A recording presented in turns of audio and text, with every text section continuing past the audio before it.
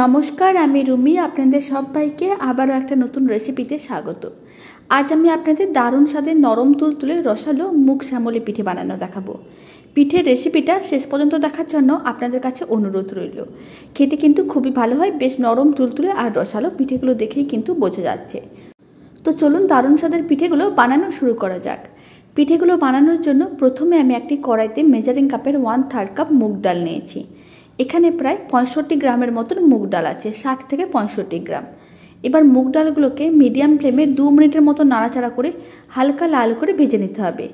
খুব বেশি লাল করে কিন্তু ভাজার দরকার নেই, একেবারে হালকা লাল করে ভেজে নিতে হবে, যাতে মুগ ডালের কাঁচা গন্ধটা চলে যায়। এতে পিঠেগুলো খেতে কিন্তু বেশ ভালো লাগবে। মিডিয়াম ফ্লেমে 2 মিনিটের মতো নাড়াচাড়া করে নিয়েছিলাম। আপনারা দেখুন মুগ ডালগুলো কিন্তু খুব হালকা লাল করে ভাজা হয়ে গেছে। এখন ফ্লেমটা অফ করে দিচ্ছি আর মুগ ডালগুলোকে এক সাইডে রেখে ঠান্ডা করে নিতে হবে। আবারও কড়াইটাকে গ্যাসের ওপর বসিয়ে দিলাম। কড়াইয়ের মধ্যে দিয়ে দিচ্ছি বেশ কিছুটা পরিমাণ নারকেল কোড়া।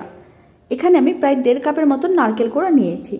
আর দিয়ে দিচ্ছি মেজারিং কাপের 1 কাপের একটু কম গুড়। এখন নারকেল কোড়া ও গুড়টা কিন্তু খুব ভালো করে একসঙ্গে মিশিয়ে নিতে হবে। আর ফ্লেমটা কিন্তু এই সময় লোতেই রাখতে হবে। খুব ভালো করে মিশিয়ে নেওয়ার পরে কিছুক্ষণ অপেক্ষা করতে হবে যতক্ষণ না গুড়টা মেল্ট হচ্ছে। এখানে আমি বেশ অনেকটা নারকেলের পুর রেডি করে নিচ্ছি। আপনারা চাইলে আরও কম করেও নারকেলের পুরটা রেডি করতে পারেন। তবে একসঙ্গে যদি অনেকটা নারকেলের পুর রেডি করে রাখা যায় তাহলে কিন্তু যখনই মন চাইবে কোনো ধরনের পিঠে আপনারা রেডি করে দিতে পারবেন। আপনারা দেখুন গুড়গুলো কিন্তু মেল্ট হয়ে গেছে। এখানে আমি গুড় দিয়েছি, আপনারা গুড়ের জায়গায় চিনিও দিতে পারেন। এখন মিডিয়াম টু হাই ফ্লেমে কন্টিনিউ নাড়াচাড়া করে মিশ্রণটাকে ঘন করে শুকনো শুকনো করে নিতে হবে। এতে নারকেলের পুরটা খেতে কিন্তু অনেক বেশি ভালো লাগবে।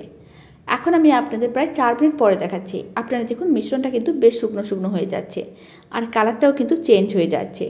এইভাবে মিডিয়াম টু হাই ফ্লেমে আরও 2 মিনিটের মতো নাড়াচাড়া করে নিতে হবে। এতে নারকেলের পুরটা আরও শুকনো হয়ে যাবে, খেতে কিন্তু তত বেশি ভালো লাগবে। 2 মিনিট ধরে মিডিয়াম টু হাই ফ্লেমে নাড়াচাড়া করে নিয়েছিলাম। নারকেলের পুরটা কিন্তু বেশ শুকনো হয়ে গেছে। এখন ফ্লেমটা অফ করে দিচ্ছি আর নারকেলের পুরটাকে এক সাইডে রেখে ঠান্ডা করে নিতে হবে। আর এই দিকে ভেজে নেওয়া মুগ ডালগুলোও কিন্তু ঠান্ডা হয়ে গেছে। এবার মিক্সির জারের মধ্যে দিয়ে খুব ভালো করে মুগ ডালগুলোকে গুঁড়ো করে নিতে হবে। মুগ ডালগুলোকে খুব ভালো করে গুঁড়ো করা হয়ে গেছে। আবারও একটা কড়াইকে গ্যাসের ওপর বসিয়ে দিলাম। কড়াইয়ের মধ্যে দিয়ে দিলাম মেজারিং কাপের 1/2 কাপের একটু বেশি জল। এখানে 100 ml মতন জল আছে।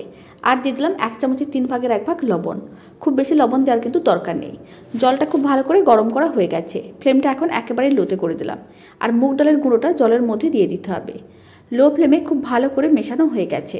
আপনারা দেখুন মিশ্রণটা কিন্তু এইভাবে শুকনো শুকনো হয়ে যাচ্ছে। এখন মিশ্রণটির মধ্যে দিয়ে দিচ্ছি মেজারিং কাপের 1/3 কাপ চালের গুঁড়ো। এখানে আমি আতপ চালের গুঁড়ো নিয়েছি, আপনারা যে কোনো ধরনের চালের গুঁড়ো নিতে পারেন। লো ফ্লেমে খুব ভালো করে এইভাবে মিশিয়ে নিতে হবে। আর খুব ভালো করে মেশানো হয়ে গেলে কড়াইয়ের ঢাকনা বন্ধ করে এইভাবে 5 মিনিটের মতন রেখে দিতে হবে। এতে মিশ্রণটির গরম ভাব অনেকটা কমে যাবে। এখন আমি আপনাদের 5 মিনিট পরে দেখাচ্ছি। এবার কড়াইয়ের ঢাকনাটা খুলে নিয়েছি। গরম ভাব কিন্তু আগে থেকে অনেকটাই কমে গেছে, তবে গরম আছে। এই অবস্থাতে খুব ভালো করে মেখে একটা ডোয়ের মতন বানিয়ে নিতে হবে। যেহেতু ডোটা এখানে শুকনো শুকনো, তাই অল্প অল্প গরম জল হাতের মধ্যে নিয়ে এইভাবে ডোটাকে খুব ভালো করে মেখে নিতে হবে। আর একটা রুটি করার মতন ডো রেডি করে নিতে হবে। যেইভাবে আমরা রুটি করার জন্য ডোটা রেডি করি ঠিক সেরকম করে পিঠের ডোটা রেডি করতে হবে। আপনারা দেখুন এইভাবে কিন্তু 4-5 মিনিট খুব ভালো করে মাখলে ডোটা কিন্তু খুব সুন্দরভাবে রেডি হয়ে গেল।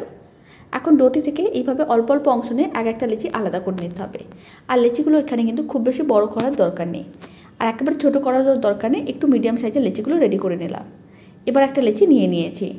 লেচিটাকে এইভাবে গোল বলের মতন করে বানিয়ে তারপর প্রেস করে চ্যাপটা করে নিতে হবে। এবার লেচিটাকে অল্প পরিমাণ চালের গুঁড়োর মধ্যে কোট করে নিচ্ছি। তারপর যেইভাবে পুলি পিঠা বানাই ঠিক সেরকম করে একটা টুপির মতন বা বাটির মতন করে রেডি করে নিতে হবে লেচিটাকে। এইভাবে খুব আস্তে আস্তে করে একটু প্রেস করতে হবে আর একটা টুপি বা বাটির মতন করে রেডি করে নিতে হবে। আপনারা চাইলে বেলে নিতেও পারেন। এখন যে নারকেলের পুরটা রেডি করে রেখেছি সেই নারকেলের পুরটাও কিন্তু ঠান্ডা হয়ে গেছে। কিছুটা পরিমাণ নারকেলের পুর দিয়ে দিলাম। তারপর খুব ভালো করে এইভাবে আটকে দিচ্ছি। আপনারা এই সময় অল্প পরিমাণ জলও ব্রাশ করে নিতে পারেন, তাহলে কিন্তু খুব ভালো করে আটকে যাবে। খুব ভালো করে আটকে নেওয়ার পর সাইডের অংশগুলোকে এইভাবে ফোল্ড করে নিতে হবে। সমস্ত পিঠেগুলো একইভাবে রেডি করে নিচ্ছি। আপনারা দেখুন এখানে কিন্তু সমস্ত মুগ শ্যামলি পিঠেগুলো রেডি করে নিয়েছি। এবার পিঠেগুলোকে ভেজে নিতে হবে। পিঠেগুলোকে ভাজার জন্য কড়াইতে বেশ কিছুটা পরিমাণ তেল নিয়েছি। এবার পিঠেগুলোকে তেলের মধ্যে দিয়ে দেবো। আর তেলটা কিন্তু আমি আগে থেকেই গরম করে রেখেছিলাম। তেলটাকে প্রথমে খুব ভালো করে গরম করে নিতে হবে, তারপরে ফ্লেমটা মিডিয়ামে করে দিতে হবে। মিডিয়াম ফ্লেমে পিঠেগুলোকে উল্টে পাল্টে লাল লাল করে ভেজে নিতে হবে। আর এই পিঠেগুলোকে একটু টাইম নিয়ে ভাজতে হবে। পিঠেগুলো যত বেশি লালচে হবে খেতে কিন্তু তত বেশি ভালো লাগবে। আর 1-2 মিনিট অন্তর পিঠেগুলোকে এইভাবে উল্টে পাল্টে রাখতে হবে, যাতে পিঠেগুলো চারিদিক দিয়ে খুব ভালো করে লাল লাল হয়ে ভাজা হয়। মুগ শ্যামলি পিঠেগুলো বানানো কিন্তু একেবারেই সহজ, খেতে কিন্তু খুবই ভালো হয়। আর এই পদ্ধতিতে একবার পিঠের রেসিপিটা বাড়িতে বানিয়ে দেখতে পারেন, আশা করি আপনাদের খুবই ভালো লাগবে। আপনারা দেখুন পিঠেগুলোকে কিন্তু উল্টে পাল্টে এইভাবে লাল লাল করে ভেজে নিতে হবে। আর বাড়িতে এই পিঠের রেসিপিটা বানালে কমেন্ট বক্সে জানাতে একেবারেই ভুলবেন না খেয়ে আপনাদের কেমন লাগলো। পিঠেগুলোকে উল্টে পাল্টে লাল লাল করে ভেজে নিয়েছি। এবার পিঠেগুলোকে তুলে এক সাইডে রেখে দিতে হবে। সমস্ত পিঠেগুলোকে তুলে এক সাইডে রেখে দিচ্ছি, তারপর পিঠেগুলোকে একটু ঠান্ডাও করে নিতে হবে।